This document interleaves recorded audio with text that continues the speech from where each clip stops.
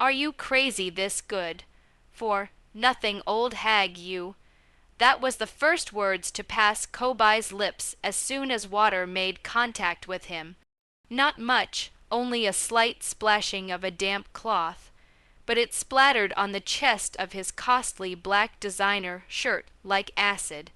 If you're new, please subscribe to our channel, like this video, and don't forget to share it with your family and friends. Also, let us know where you're watching from. Madame Ifoma, the elderly cleaner, had not spotted him approaching. She had just wrung out her rag, eyes concentrated on the floor as she attempted to clean a corner of the expansive marble floor within Zenith Towers. But the rag was wet, and her fingers were frail. So, when she flung it towards the bucket, a few drops spilled over, unfortunately getting on Kobi, who had just entered with noise, fragrance, and haughtiness. He stood transfixed, then bellowed again, "Jesus, are you blind? How much does this shirt cost?" Before Madame Ifoma could answer, his leg hit her in the stomach out of the blue. Her little body collapsed sideways, the mop bucket tipped, the rag went flying, her hip collided with the hard tile with a dull thud. The whole lobby fell silent. A handful of people gasped. The receptionist rose. One security guard stepped forward, but hesitated. Everyone knew who Kobi was, the lazy, smug son of Alhaji Durojaiye, one of the most feared names in the firm. Madame Ifoma grimaced in agony. She did not cry, not yet. She struggled to stand up, but her palms slipped on the wet floor. Yet she didn't scream. She gazed up at him, panting. "Ah, my son, you kicked me." "But Kobi was not sorry." "Kicked you? I should have used a cane, silly woman. You splashed dirty water on me, and you're still speaking. What is wrong with you?"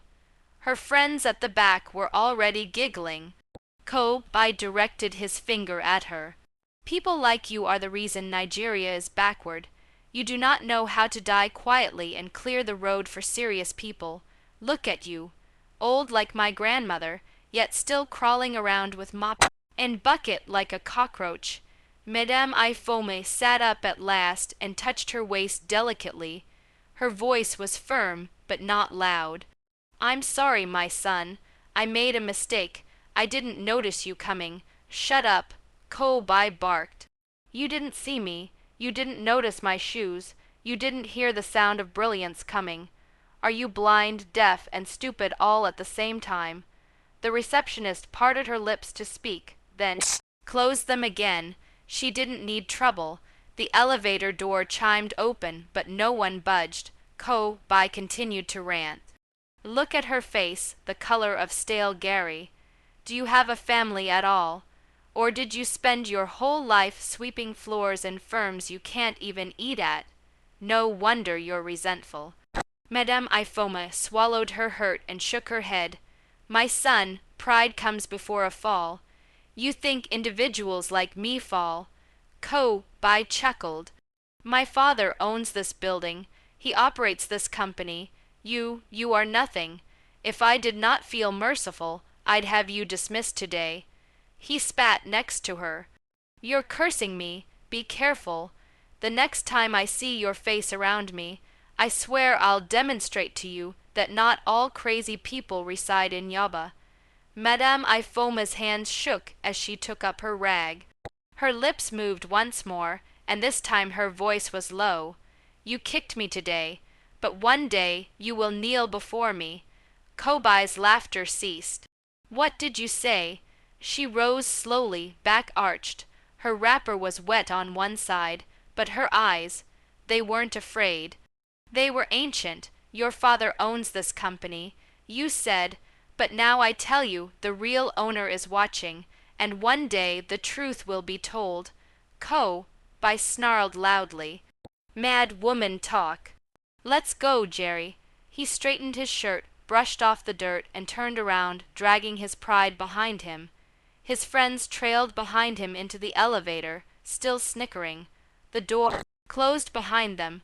Madame Ifoma was alone in the lobby. She gazed at the bucket, the mop, and the individuals who did not care to notice her suffering. She then mouthed in a whisper, "He has kicked me in the same company built with my name, my sweat, and my ideas." She turned and slumped away slowly, her step ringing in the cold lobby.